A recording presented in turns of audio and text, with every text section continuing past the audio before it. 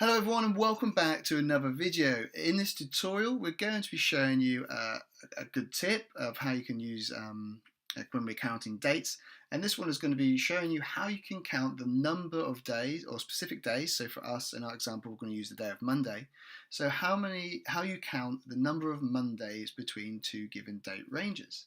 So hopefully you'll see some benefit in using this. It recently came about as we actually happened to use it ourselves, and it was one we felt we should share with the rest of you, as I'm sure you'll get much benefit from it.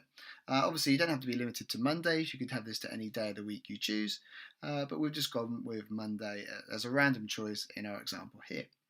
So the first part we need to do as we step through this is obviously enter our start and end date. And you'll also notice that my screen has been split in two. So on the left you've got our Excel spreadsheet, and on the left we've just got the calendar month of June 2019 up, just so we can visualize the dates that we're using when it comes to counting these differences. So we're going to enter a start date of the 3rd of June 2019, and we'll have our end date as, so we say, the 6th of June 2019. So the first part we want to do is we can count the number of days basically within our provided date range. And there's many ways to do this, but the simplest way you can do this is to go your end date minus your start date, and then that will give you a number of days. So obviously for us it's going to be 3. The reason we can do this, for anyone who's not aware, is because the dates in Excel are actually just numbers. So each whole number that goes up represents a date within the calendar year, or a day within the calendar year. So if you've ever put like a 0 in to Excel, you'll notice that the date gets defaulted to, if you were to put it into date format, the 1st of January in 1900. So that starts off at 0, and then everything going up from there is just an iteration of a whole number, and each, like say, whole number that goes up references a date. So long-winded answer there, but that just at least gives you some demonstration of why you can quickly do that quick subtraction to achieve the number of days. In order to do the total days excluding Mondays, we have to do something slightly different. So let's just change our date ranges so that we actually do span a Monday. So let's say go from maybe the 6th of June, and we'll go through until the 11th.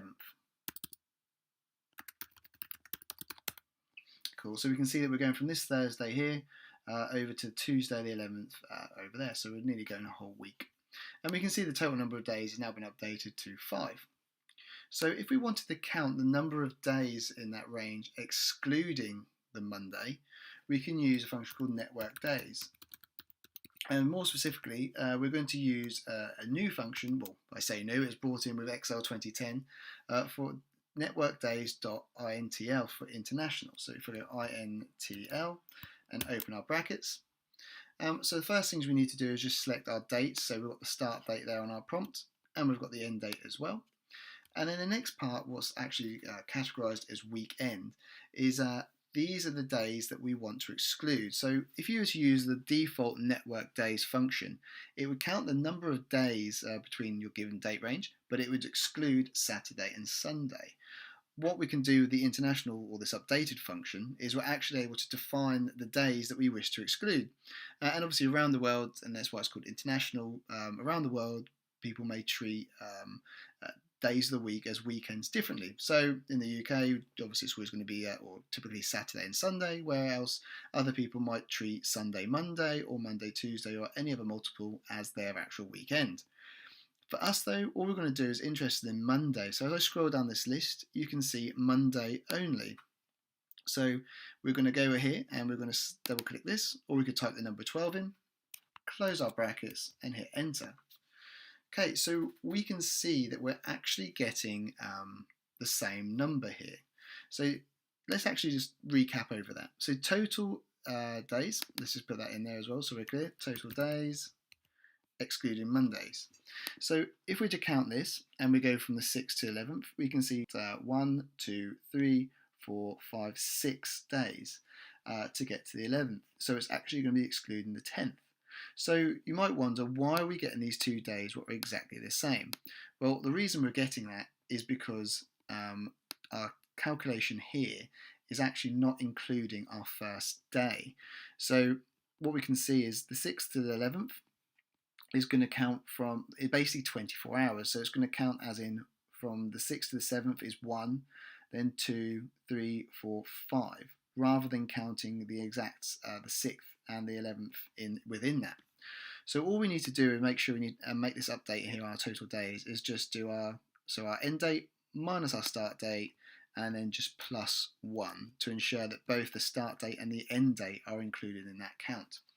So obviously, if you count that, we want to count each of these days. So we want to count the 6th, the 7th, the 8th, the 9th, the 10th, and the 11th, which is a total of 11 days. So now when we look at this in recap, we can see we've got a total of 6 days between the 6th and the 11th of June. And we know that if we exclude the Monday, we've now got 5 days. So obviously, in essence, it's the 6 minus 1 in this case. But obviously, our network days is more technical than that, and it's actually counting all the days and only excluding the Monday. So to answer our last question we have here, what are the total number of Mondays? All we now need to do is another subtraction where we go equals, and we go our total number of days, which is 6, minus the days that are not Monday, and exclude that, and we can see we've got the number 1. So to change our date ranges and just to see how that can now update dynamically, let's go stick on the 6th of June, and now let's put in a date of the 25th of June. So if we just update this to the 25th, you can see everything has all updated our formulas. We can now see we've got a total of 20 days in our date range. The total days within that range that are not Monday are 17 days. And then therefore the total number of Mondays we have is the number 3. And we can count that easily by going to the 6th of June. And we can see we've got our first Monday here on the 10th. Our second is on the 17th. And our last and third is on the 24th. So that is how you can use a couple of different formulas in Excel to arrive at the result to identify the total number of specific days within a date range. So we hope that has given you some good insight. And obviously it goes out saying that if you wanted to get more technical with that, you could literally condense these 3 separate cells or separate formulas we've done into one larger, so we say formula, which will obviously give you that detail within a single cell rather than spreading it out over multiple cells.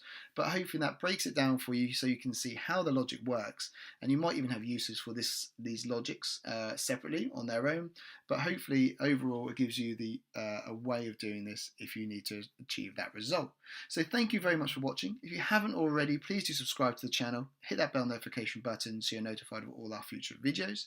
Also, if you did enjoy the video, please do give the video a like. It's greatly appreciated by us and it does really help the channel. So thank you very much once again, and we shall see you in the next video.